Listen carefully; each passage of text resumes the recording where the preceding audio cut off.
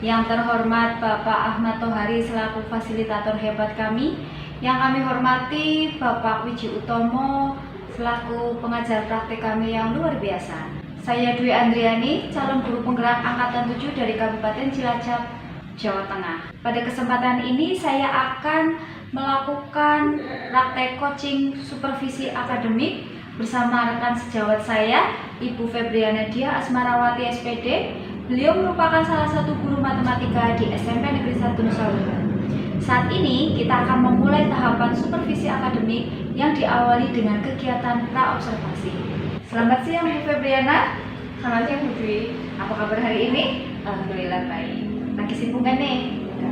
Ya, oke. Sebelumnya saya terima kasih sekali loh sudah diberi waktu sama kesempatan dan bersedia berkolaborasi dengan saya untuk melakukan serangkaian kegiatan supervisi akademik atau pembelajaran di kelas Bu Febriana. Ya, sama-sama Bu Dwi. Saya juga merasa senang sekali dapat mendapat kesempatan untuk menambah ilmu dan bertukar ilmu terkait taktik pembelajaran di kelas. Ya, baik Bu Febriana. Kita ngobrol santai-santai saja ya.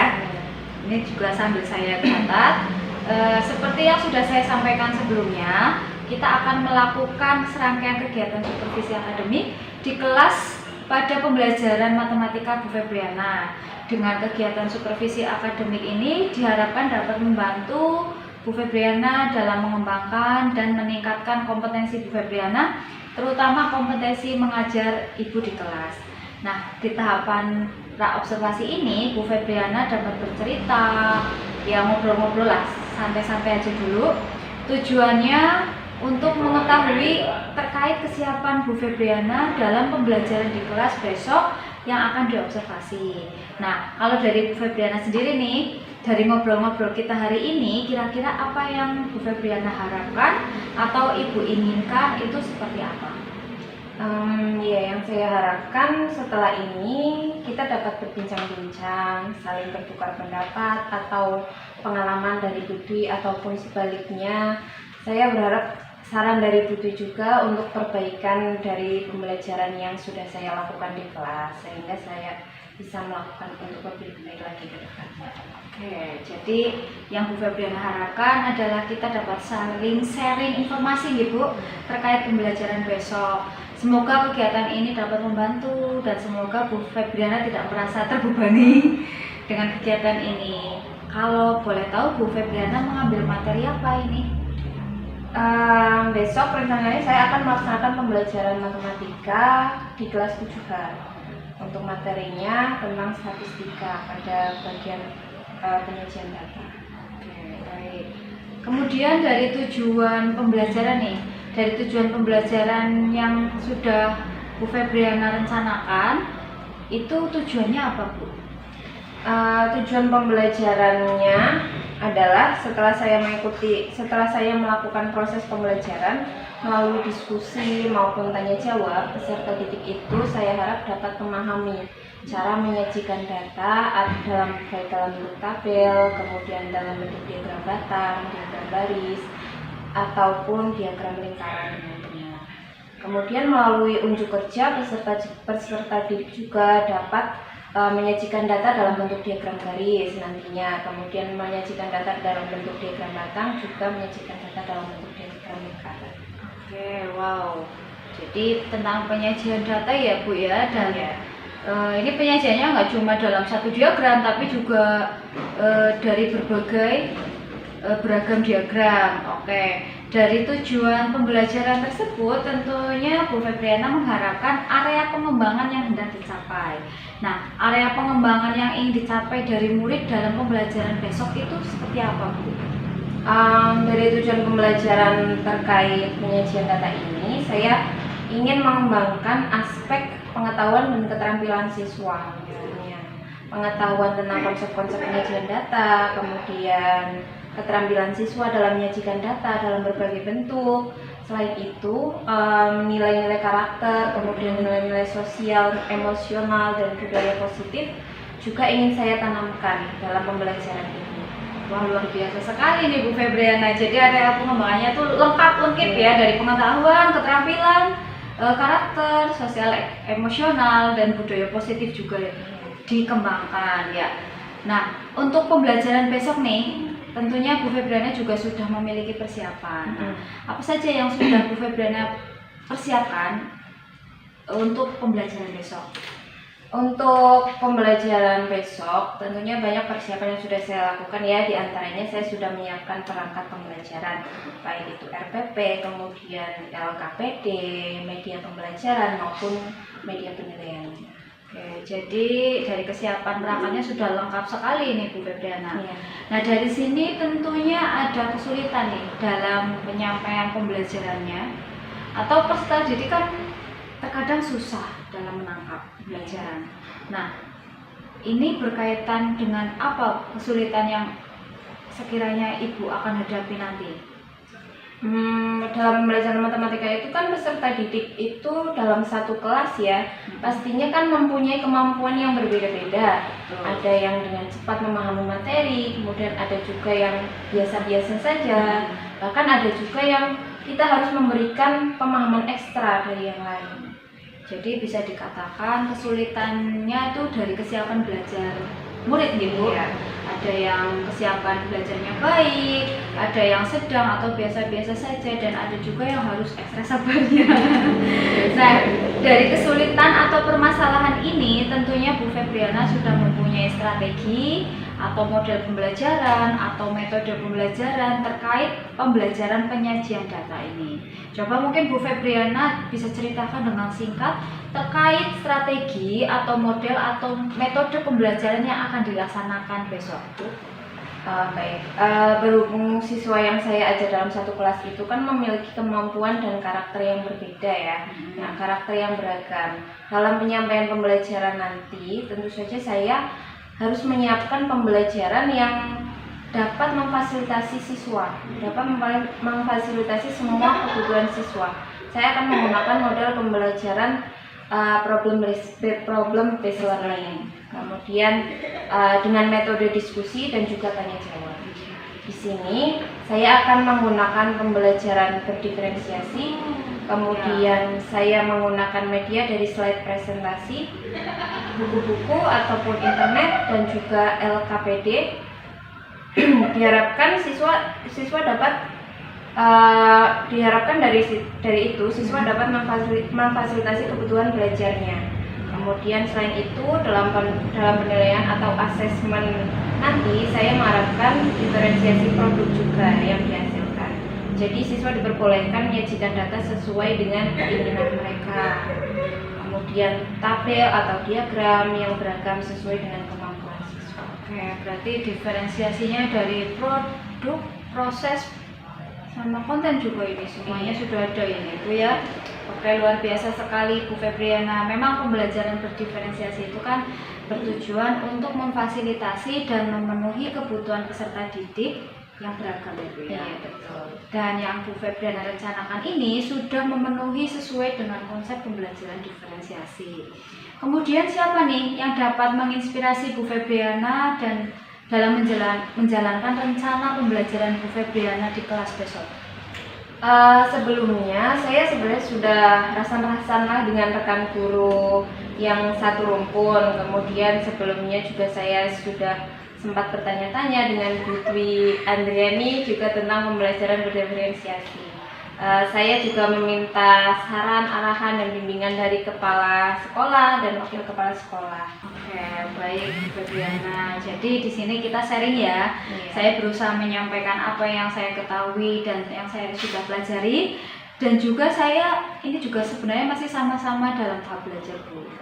Semoga saja dapat membantu Bu Febriana dan saya sendiri nih dalam pengembangan diri sebagai guru. Amin, terima kasih ya Bu. Saya jadi lebih mantap untuk pembelajaran besok. Sama-sama Bu, alhamdulillah ya. Baik, karena ini udah siang nih. Wah ya, kita akhiri dulu nih diskusi kita kali ini. Oke, sampai jumpa Bu. Terima kasih. Ya Bu, sampai jumpa.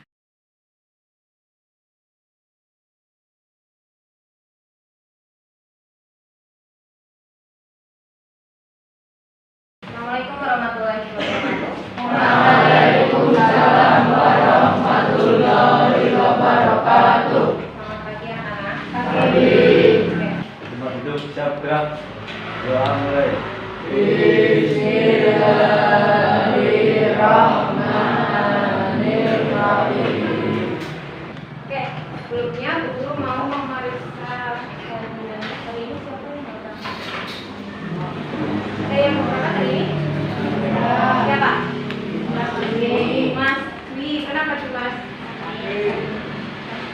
Pada pagi hari ini kita akan melanjutkan pembelajaran kita tentang penyajian data.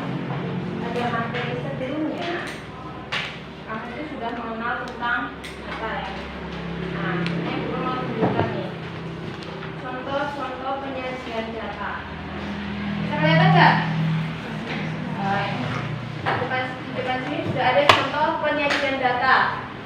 Data penjualan gula di toko berkah.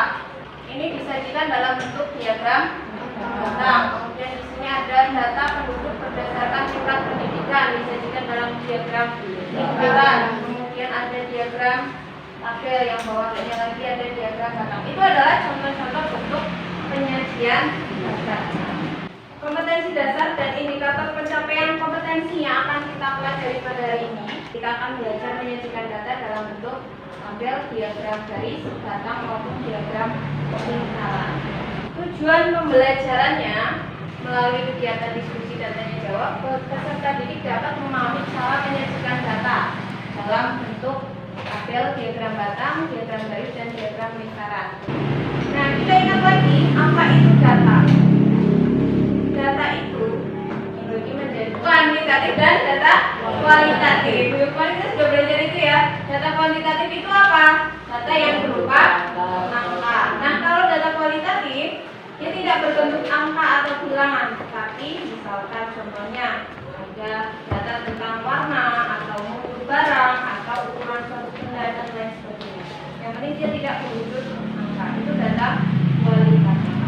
Bedanya di situ ya. Kemudian yang data itu apa sih? Data itu adalah diperoleh dengan cara mengukur. Data kuantitatif itu bisa kita peroleh dengan cara mengukur. Misalkan nanti kita akan belajar itu ya. Misalkan tinggi badan anak, kemudian nilai siswa. Mengukurnya di mana kalau nilai siswa? Dengan melalui bilangan misalkan. Tinggi badan anak mengukurnya di mana? Menggunakan alat meteran misalkan. Kemudian misal berat badan siswa misalkan mengukurnya menggunakan apa?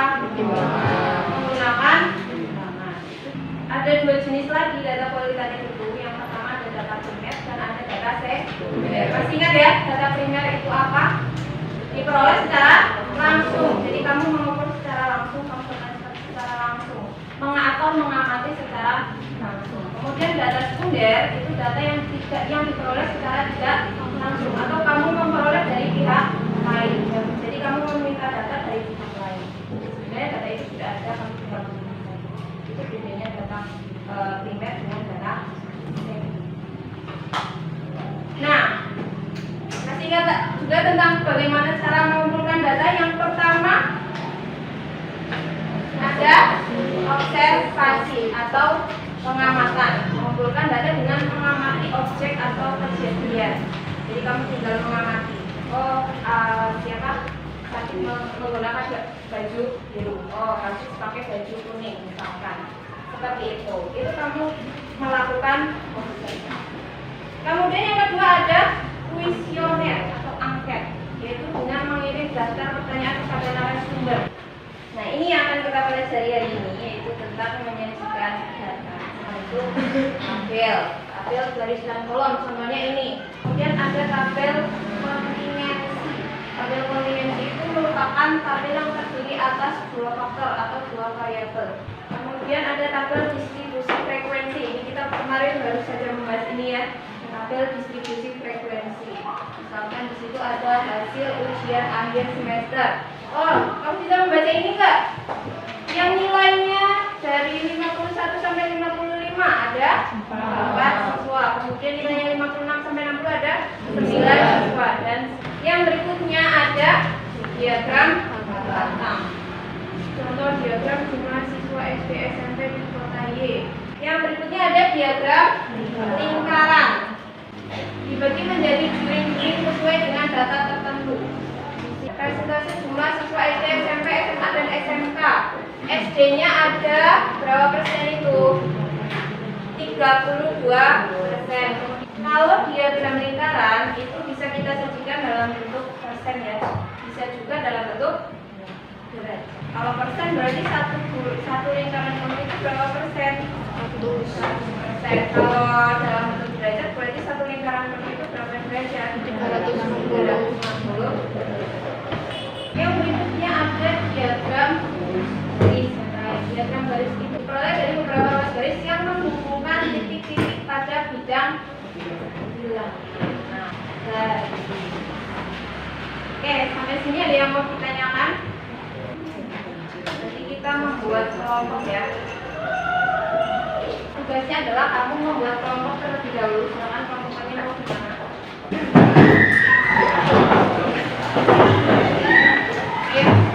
Perhatikan dulu tugasnya hari ini. Silakan, kita akan mempraktekkan pengumpulan data ya dan menyajikan data. Nah, pertama kamu kumpulkanlah data ukuran sepatu teman sekelasmu.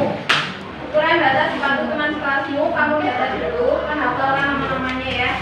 Kemudian setelah kamu memperoleh data itu, kamu sajikan data yang kamu peroleh ke dalam bentuk diagram garis, diagram batang, dan diagram lingkaran. Jelas ya, tugas kelompoknya hari ini jelas.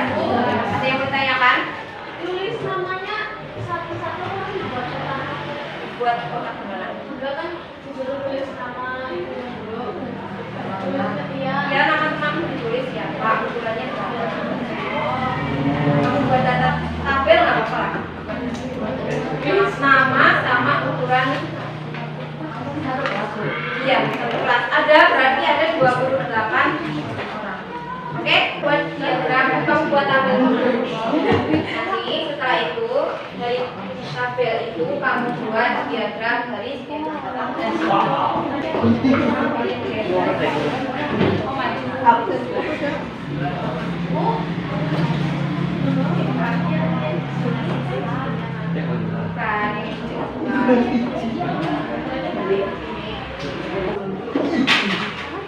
Assalamualaikum warahmatullahi wabarakatuh.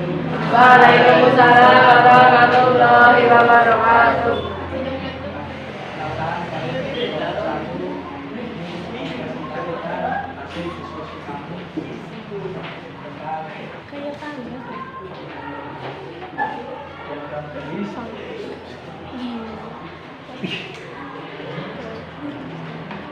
Nah, apa tadi? Kamu membuat diagram garis. Oke.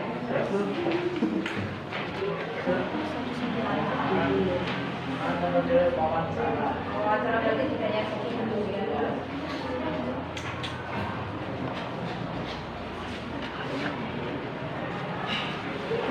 Apa yang kamu peroleh? Saya peroleh ukuran sepatu Oke. Ya, berapa aja? 37, 38, 39, 40. Oke, terus. Ukuran 37, peroleh 4 orang. Lalu 38, 3 orang, 39, 14, 47. Waktunya berjumlah. Terus setelah kamu memperoleh data itu, kamu apakan?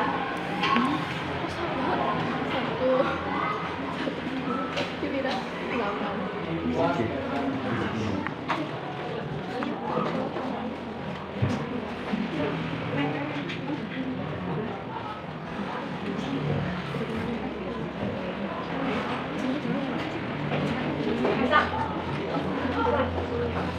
Silakan. Ya,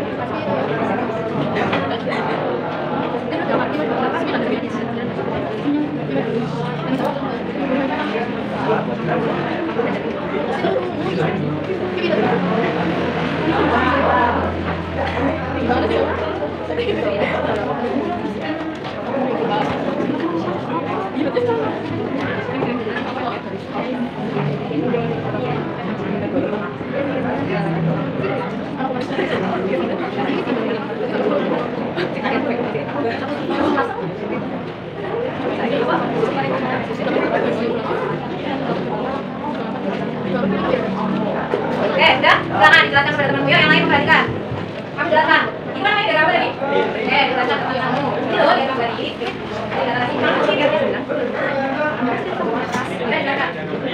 Ini adalah diagram garis. Diagram garis. Tentang apa? Tentang ukuran sepatu siswa. Terus. Ukuran siswa 37, graf 46. Yang ukuran 38 ada 36. Dan yang ukuran 39 ada 14 anak. Dan yang ukuran 40 ada 7 anak. Oke. Yang lain? Jelas nggak? Tadi sama yang dijelaskan oleh temanmu. Paham nggak? Nah, itu namanya diagram garis. Jadi diagram garis itu kamu bisa melihat siswa yang ukuran sepatunya 37 ada 4 anak, makanya dia titiknya ada di angka 4. Kemudian presentasi dari kami.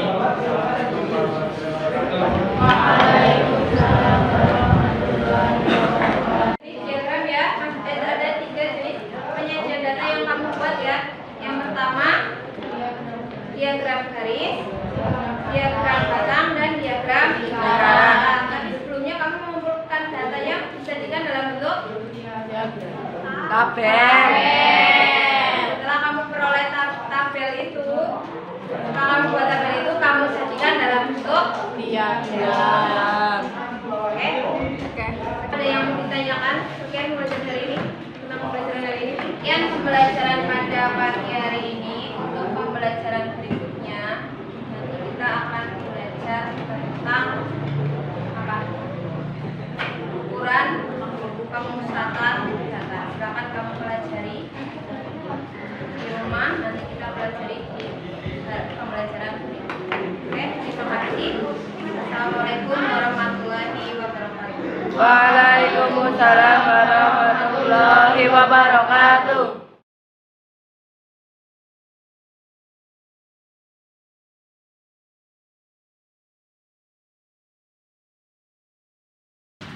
Assalamualaikum warahmatullahi wabarakatuh.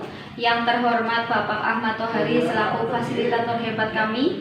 Yang kami hormati Bapak Wiji Utomo selaku pengajar praktek kami yang luar biasa dalam membimbing kami. Pada kesempatan ini saya akan melakukan praktek coaching supervisi akademik bersama rekan sejawat saya yakni Ibu Febriana Dia Asmarawati SPD. Beliau merupakan salah satu guru matematika di SMP Negeri 1 Nusawu. Pada saat ini kita akan melakukan tahapan terakhir dari supervisi akademik, yaitu percakapan atau kegiatan pasca observasi. Selamat siang Bu Febriana, bagaimana kabarnya hari ini? Ya, alhamdulillah kabar baik. Ngomong-ngomong lagi sibuk kan nih? Enggak. Oke, alhamdulillah. Sebelumnya saya terima kasih kembali ya Bu Febriana atas kesempatan dan waktunya sudah bersedia berkolaborasi dengan saya untuk melaksanakan serangkaian kegiatan supervisi akademik pembelajaran di kelas Bu Febriana. Nah, Ya. Sama Bu Dwi, saya juga merasa senang sekali dapat kesempatan menambah dan bertukar ilmu serta wawasan terkait praktik pembelajaran Ya, kita ngobrol santai-santai saja ya. Oke. Dari obrolan kita hari ini, percakapan kita hari ini, kira-kira apa yang Bu Febriana harapkan dari percakapan kita hari ini? Ya, saya berharap dari percakapan kita hari ini saya dapat menambah wawasan dan bertukar ilmu dengan Bu, bertukar wawasan. Ini mau evaluasi pembelajaran ini. Ya orang ceritanya kan nggak dapat masukan tentang pembelajaran di kelas kemarin. Oh iya. Saran-saran perbaikan. Oh iya, saya berharap dengan obrolan kali ini saya dapat bisa mendapatkan masukan dari pembelajaran kemarin yang sudah saya lakukan. Ya, berarti kita sharing-sharing diskusi ya Bu ya. Jadi Oke, kita oke. sama-sama sharing agar bisa jadi lebih baik lagi tentunya ya Bu ya. Oke, dari pembelajaran yang sudah dilaksanakan kemarin, bagaimana perasaan Bu Febriana setelah melaksanakan kegiatan pembelajaran kemarin? Terus apakah Bu Febriana sudah puas dengan pembelajaran yang sudah dilaksanakan? Saya merasa senang dan lega dengan pembelajaran kemarin. Hanya saja saya merasa sedikit tidak puas karena untuk kedepannya kita pasti menginginkan hal yang lebih baik lagi daripada sebelumnya ya Bu. Saya pribadi menilai puas itu misalnya pada hari ini itu anak dapat menyerap apa yang saya berikan dengan baik. Jadi harapannya sesuai dengan tujuan pembelajaran ya Bu ya. Iya, betul. Nah, apa yang menjadi hambatan atau kendala dalam proses pembelajaran kemarin yang Bu Febriana rasakan? Kalau hambatan pasti ada ya. Yang menjadi kendala itu yang pasti dalam mengondisikan anak terutama karena peserta didik itu kadang masih kurang terima ketika kita yang membagi kelompoknya. Padahal sudah banyak pertimbangan tentunya untuk kita kenapa memilih melakukan itu dalam pemberian kelompok. Oke, baik Bu Febriana. Nah, dari kendala-kendala tersebut atau hambatan yang ditemui selama proses pembelajaran itu, tentunya kan tetap ada hal positif yang sudah Ibu lakukan pada pembelajaran kemarin, dan yang mungkin hal positif yang sudah dilakukan dan yang akan Ibu lakukan. Itu kira-kira apa saja? Kalau hal positif itu misalnya ketika kita menunjukkan video pembelajaran, ternyata di sana minat anak untuk belajar. Mungkin karena dengan video pembelajaran anak lebih termotivasi lah, lebih mendapat motivasi untuk mengikuti pelajaran. Jadi anak-anak tertarik pada video pembelajaran ya Bu ya, karena itu menarik. Kemudian, nah ini bagaimana cara Ibu untuk memperbaiki atau kelebihan apa yang Ibu rasa punya untuk bisa dilakukan agar pembelajaran lebih baik lagi atau kendala-kendala tersebut dapat diatasi? Untuk pertemuan berikutnya tentu saya akan mempersiapkan bahan ajar yang semenarik mungkin sehingga nanti kita dapat menciptakan pembelajaran yang menyenangkan.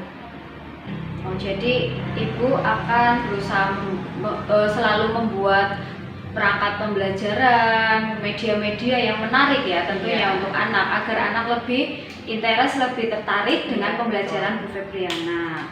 Oke, jadi kapan ini akan dimulai perbaikan? Dan kira-kira mulai kapan dan tentunya berkelanjutan ya? Iya pasti. Tentunya untuk pembelajaran berikutnya. Itu paling cepat ya untuk pembelajaran dan diharapkan bisa untuk seterusnya. Oke, jadi Ibu berharap secepat mungkin ya Bu ya di pertemuan selanjutnya itu selalu diawali dengan perangkat pembelajaran yang lengkap dan menarik tentunya ya. Iya, betul. Kemudian, nah ini siapa yang menurut Ibu dapat membantu Bu Febriana dalam mencapai tujuan yang ingin Ibu capai tadi dalam pengembangan diri Ibu sebagai guru? Tentunya ya dengan banyak belajar, mungkin dengan sharing dengan guru mata pelajaran serumpun atau dengan Budi Andriani selaku guru penggerak atau mendapat bimbingan dari kepala sekolah seperti itu. Jadi dari yang rekan terdekat itu Iya, juga banyak betul. yang membantu ya Bu ya. Ya jadi kita sama-sama sharing lah Bu ya. Sama-sama saya juga masih dalam tahap belajar. Jadi ada kalanya juga saya mendapat masukan dari Bu Febriana dan guru-guru yang lain. Oke, terima kasih Bu Febriana atas waktu dan kesempatannya. Yes. Jangan kapok. Enggak. Ya, mungkin sekian. Kalau ini kan sudah waktunya pulang ya Bu ya. Iya. Jadi silakan Ibu bisa pulang dengan hati-hati ya Bu ya. Sampai jumpa di lain kesempatan. Terima kasih.